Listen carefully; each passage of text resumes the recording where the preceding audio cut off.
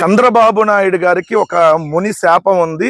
ఆయన నిజం చెబితే తన తల 1000 ముక్కలైపోయిద్ది అనేటటువంటి శాపం ఉందని చెప్పి అంతకుముందు రాజశేఖర రెడ్డి గారు చాలా మంది కూడా పదే పదే చెప్తుండేవాళ్ళు.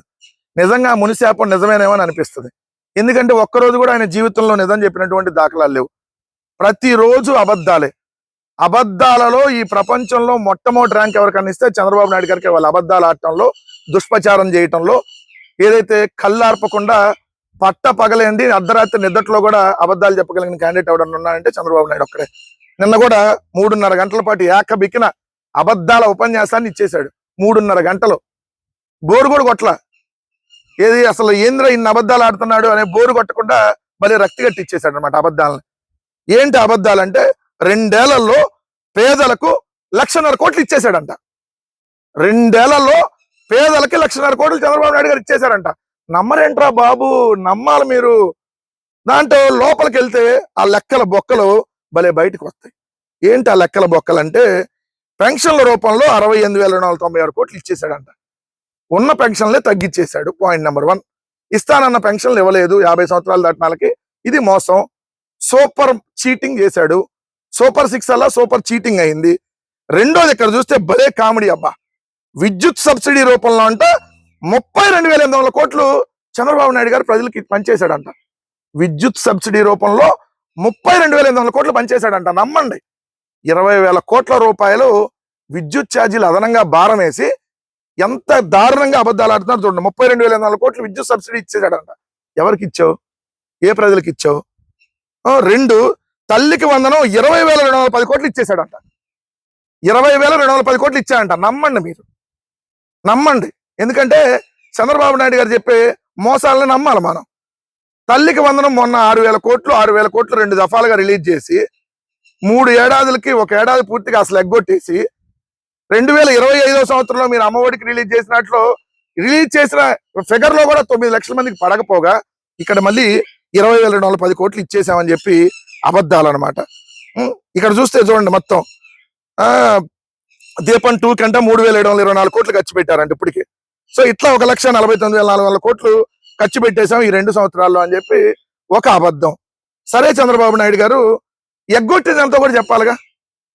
మీరు ఈ 2 సంవత్సరాల్లో ప్రజలకు ఇస్తానన్నటువంటి సూపర్ 6 లో భాగంగా మీరు చేసిన సూపర్ చీటింగ్ దాన్ని కూడా ప్రజలకు చెప్పాలిగా.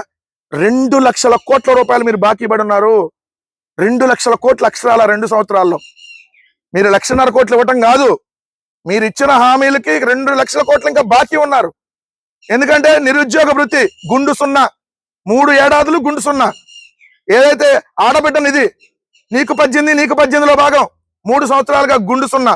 2024 లేదు, 25 లేదు, 26 లేదు, గుండు 0. 50 సంవత్సరాలు దాటిన ఎస్సీ ఎస్టీ బీసీ మైనార్టీలకి పెన్షన్ ఇస్తా అన్నారు, గుండు 0. ఒక్కరికొక్కరు కూడా నిలవలేదు. 66 లక్షలు ఉన్న పెన్షన్లు 62 లక్షలకి 4 లక్షల పైన తగ్గించేశారు.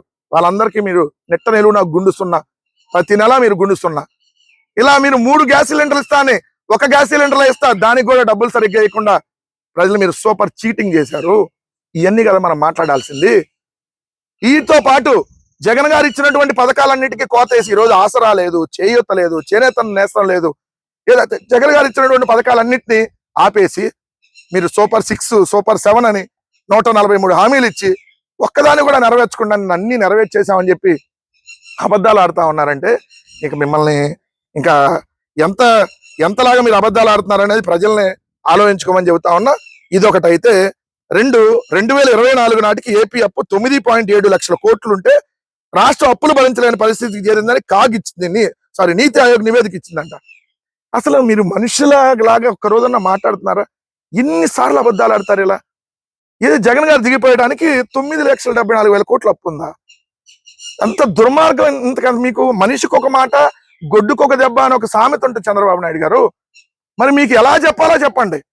మీరే అసెంబ్లీ సాక్షిగా 5.5 లక్షల కోట్ల అప్పు ఉంది, 6 లక్షల కోట్ల అప్పు ఉందని మీరే ప్రకటిస్తారు. మళ్ళీ 9 లక్షల కోట్లు చేసాం. ఒక రోజు 10 లక్షల కోట్లు, ఒక రోజు 14 లక్షల కోట్లు. ఆంధ్రప్రదేశ్ రాష్ట్రాన్ని అడుక్కు తినేటట్టు చేస్తా ఉన్నారు మీరు ఈరోజు. జగన్మోహన్ రెడ్డి గారు చేసిన అప్పు 5 సంవత్సరాల్లో 2 సంవత్సరాలు కోవిడ్ ఉన్న కేవలం 3,32,000 కోట్లు మాత్రమే. 3,32,000 కోట్లు మాత్రమే నిన్న మీరు ఇచ్చిన దాంట్లో కనపడింది. కానీ మీరు ఈ 2 సంవత్సరాల్లో చేసిన అప్పు 3,63,000 కోట్లు.